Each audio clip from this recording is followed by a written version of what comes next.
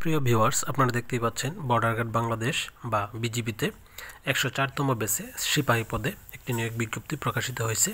এখানে কিন্তু আপনারা বাংলাদেশের প্রত্যেকটি জেলা থেকে এইচএসসি পাশে পুরুষ ও মহিলা উভয় প্রার্থীরাই আবেদন করতে পারবেন। সো আবেদন শুরু কবে, শেষ কবে, কীভাবে আবেদনটি করতে হবে, আবেদন করতে কী কী কাগজপত্র লাগবে এবং কী কী যোগ্যতার প্রয়োজন সবকিছুই আজকের এই ভিডিওটিতে বিস্তারিত আলোচনা করব। আশা করি শেষ পর্যন্ত ধৈর্য সহকারে ভিডিওটি দেখবেন।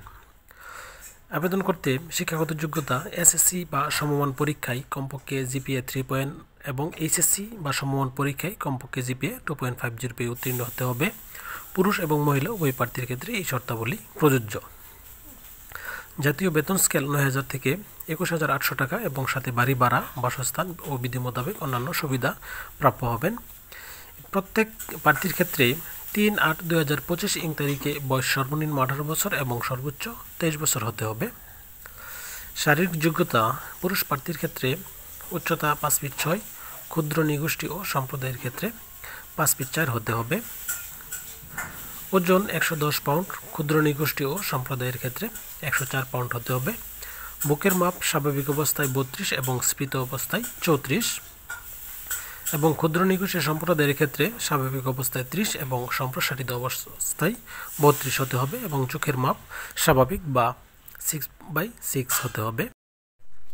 এই পদে আবেদন করার জন্য মহিলা প্রার্থীর ক্ষেত্রে উচ্চতা 5 ফিট 2 এবং ক্ষুদ্র নিগোষ্ঠী ও সম্প্রদায়ের ক্ষেত্রে উচ্চতা 5 ফিট হলেই হবে এবং সেই সাথে ওজন 104 পাউন্ড এবং ক্ষুদ্র নিগোষ্ঠী ও অন্যান্য সম্প্রদায়ের ক্ষেত্রে 96 পাউন্ড হতে হবে। বুকের মাপ স্বাভাবিক অবস্থায় 28 ইঞ্চি এবং স্ফীত অবস্থায় 30 ইঞ্চি হতে হবে এবং সেই সাথে চোখের দৃষ্টিশক্তি স্বাভাবিক লাগবে, অর্থাৎ 6/6 হতে হবে। সিপাহী পদে আবেদন করার জন্য প্রার্থীকে অবশ্যই অবিবাহিত হতে হবে, তালাকপ্রাপ্ত গ্রহণযোগ্য হবে না। রেজিস্ট্রেশনের সময়সীমা 4 ফেব্রুয়ারি 2025 এবং শেষ তারিখ 13 ফেব্রুয়ারি 2025। joinborderguard.bgp.gov.bd এই লিঙ্কে প্রবেশ করে প্রার্থীকে রেজিস্ট্রেশন সম্পন্ন করতে হবে। রেজিস্ট্রেশন করার জন্য প্রার্থীর যে সকল কাগজপত্র প্রয়োজন তা হলো নিজের এনআইডি, পিতামাতার এনআইডি, মোবাইল নাম্বার, ছবি, এসএসসি ও এসএসসি এর সকল তথ্য।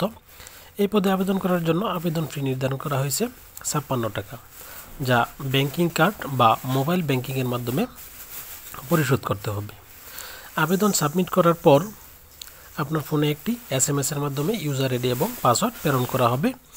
এই পাসওয়ার্ড ব্যবহার করে পরবর্তীতে অ্যাডমিট কার্ড বা প্রবেশপত্র সংগ্রহ করতে পারবেন।